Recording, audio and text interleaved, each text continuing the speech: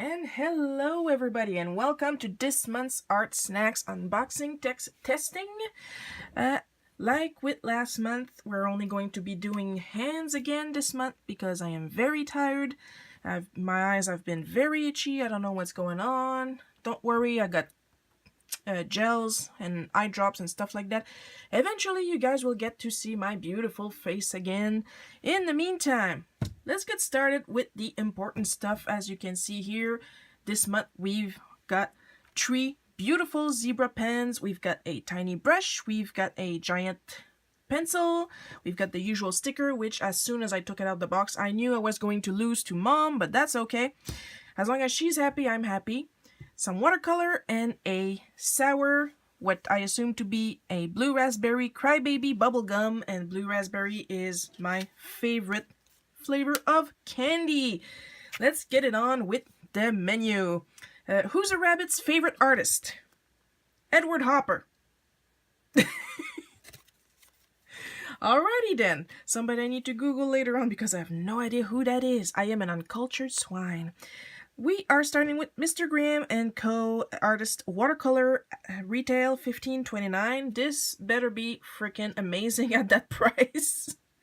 Focus. Thank you. As you probably notice, I've already opened some of these to test them, and I have to say right away, right off the bat, this little tube has a tendency to leak, and I don't like that.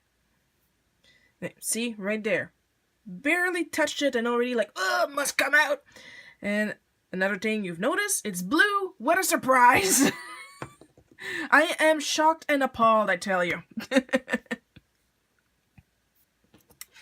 Mr. Graham & Co.'s artist's watercolor definitely hit the sweet spot.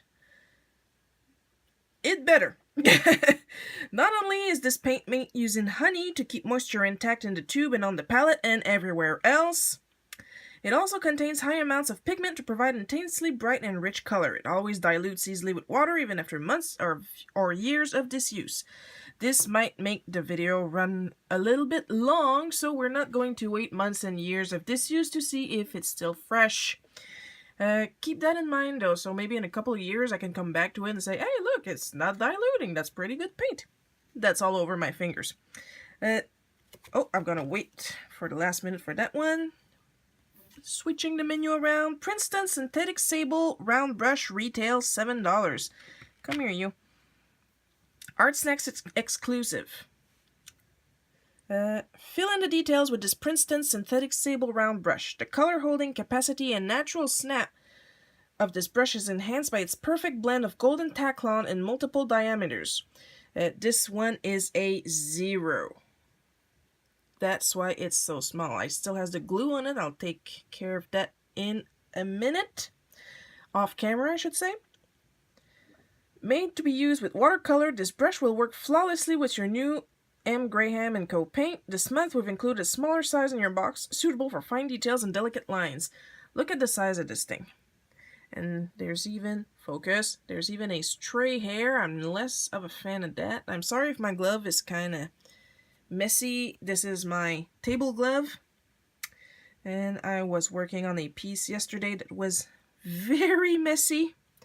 You'll probably see it on my Instagram later because I've already put it away and I don't feel like pulling it back out just for this video.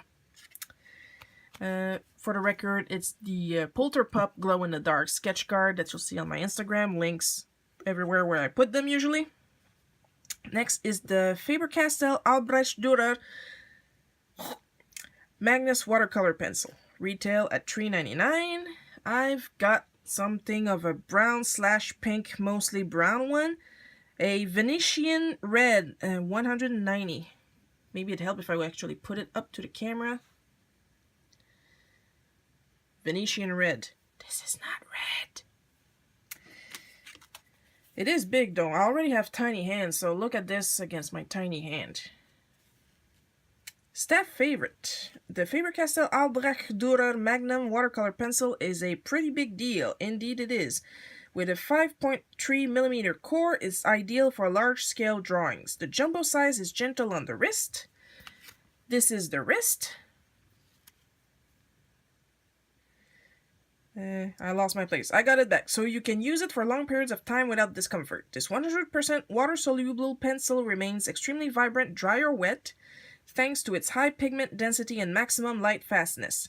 When brushed with water, the pencil marks melt onto your paper and intensify in color. Well, I'm looking forward to seeing that, because usually I use my usual vellum sketch cards for that, but I've still got some leftover watercolor paper from last month. I'm going to be using that for this piece also. And now, the pièce de résistance. The Zebra Sensations brush pens retail $2.50 each. I actually waited for the video to open these. Both me and Mom are just nuts waiting on me to open them. Now we can. We're going to get to play with them. Looking super forward to that. We are starting with the Super Fine. New to Art Snacks. I'm going to be opening them as I read. It's probably going to be really awkward, but here goes. From super fine lines to big bold strokes, Zebra Sensations brush pens offer incredible versatility and great difficulty in opening. Achieve diverse lettering or illustration styles with 3 different pens included in this month's box. Super fine tip, blue body. Let's look at the tip. Oh yeah. If we compare, yeah, there it is. If we compare with my Kokoiro, which I usually use for details,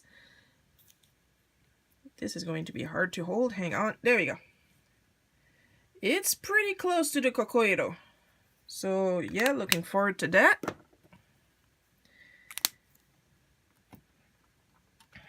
Fine tip, gray body, and the other 2 are still wrapped, so yeah. Hold me that. You know what would have been like really helpful? Those little tips. Those little indentations they put on the back of the head of the toothbrush in the packaging to help you open it. That would be really appreciated right now. That would be the fine tip. I'm liking these tips. There's like the tiny felt ones that don't mess up after use for a while, so that's good. Plus, I already have one of the zebras somewhere in my collection, and they are indeed pretty great to use. This one looks like it has indentations, or is that just the wrapping? It's just the wrapping that went through it. Oh, well. Ugh, come on. I can't open this one. There we go. I got a grip. And medium tip, black body, which we'll get to see in about 1, 2, 3, 4, 5 seconds. Medium, oh, first time I see one like that. Kind of looks like a baby Sharpie. It's weird the way it connects to the plastic under it.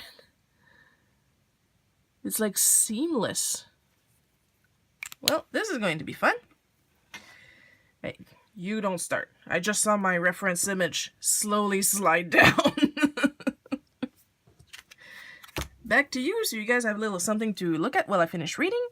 They feature permanent water-resistant pigment ink, yeah, we'll see about that, that delivers deep and rich black color. The flexible brush nibs have excellent bounce and deliver consistent ink flow, responding to changes in pressure with ease. Super fine, fine, medium. Super fine, fine, medium.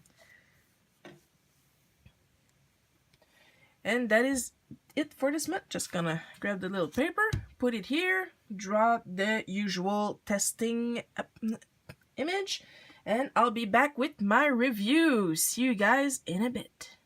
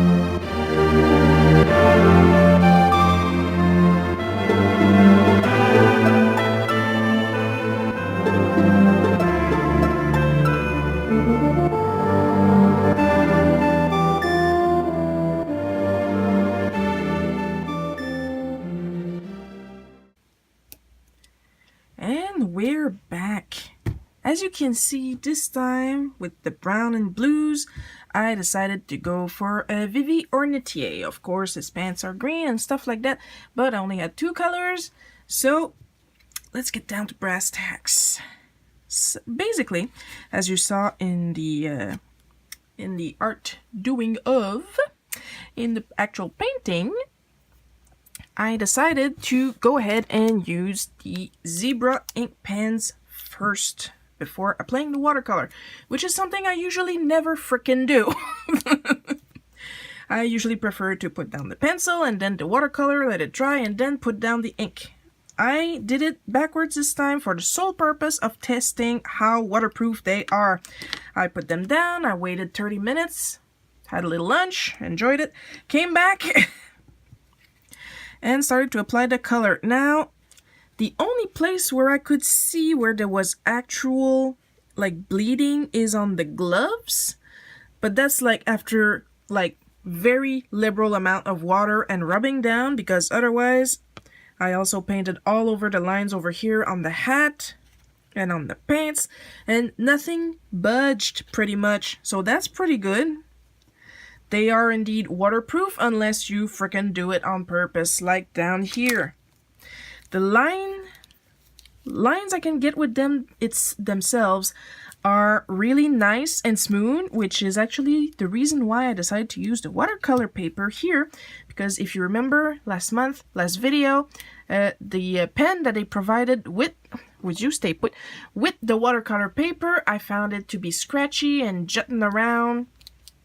These ones actually have a smoother application due to the felt-like tip that they have.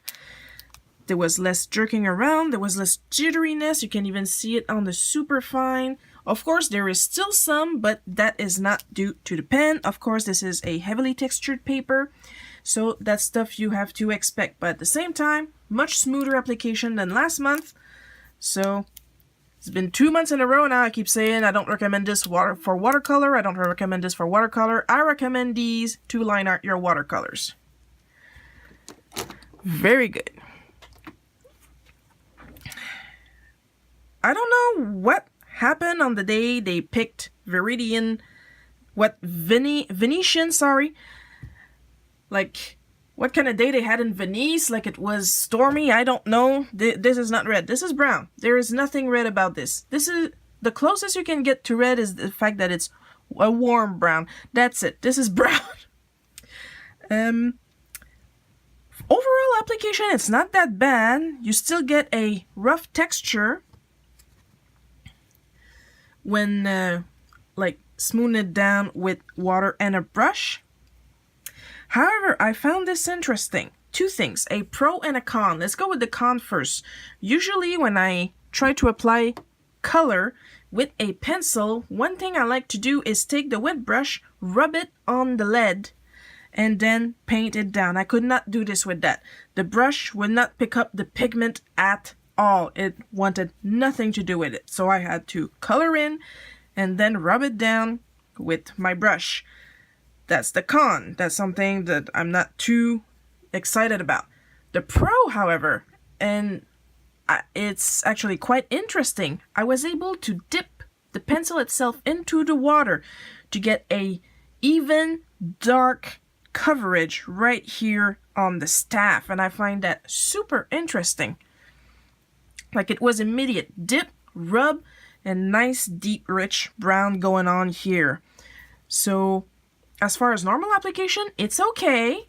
You can't use this technique on it, however, for some reason.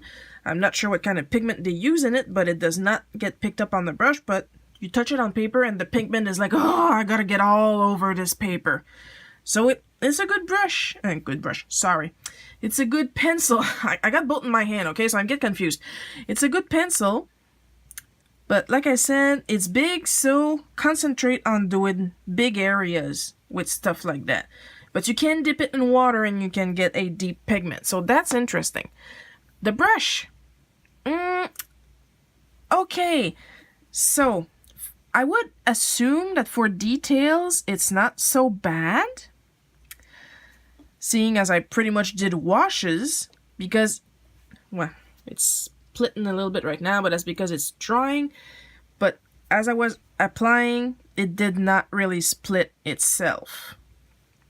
However, it does not hold a lot of water and or paint and or ink, I would assume. Even at a small size like this, I should expect a bit more liquid retaining from a brush, even at a 0 size. You don't get that with this. You have to dip often. And honestly, it's a little bit annoying. You spend a lot of time dipping, so maybe like only like for small art, small details. As a detailing brush, it keeps its point, but it does not hold a lot of water and or paint. So I would give it like maybe a B. It's not like, let me grab this there. It's gonna look frayed, but it's not frayed. That's what it looks like when it's dry. Like this one is one of my small detailing brushes. Water, water, water. Gonna get it back down. There we go. This is one of my small detailing brushes. Of course, it's bigger than that one, but it takes a long while before it's empty and I need to re-dip again. That's something you want to look for in a good brush. Next, the blue watercolor. What color did it say it was? I'm pretty sure it said on it. There we go. Phthalocyanine blue-red shade. It's blue. It's freaking blue. There's not even a hint of purple in there. It's blue.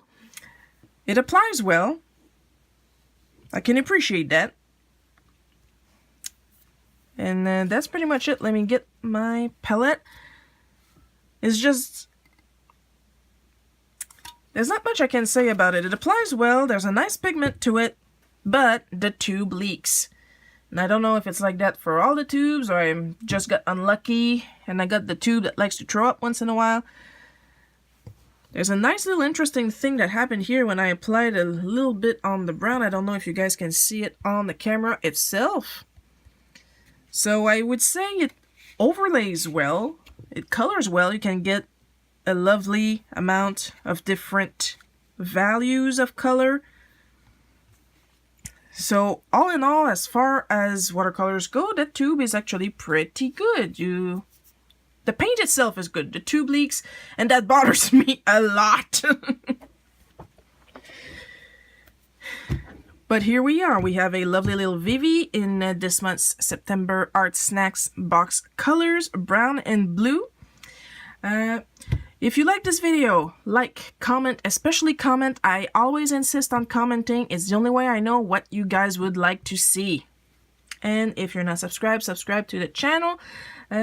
Please, if possible, help support me on... I have a Patreon, I have a Ko-fi, I have no job right now, that's why.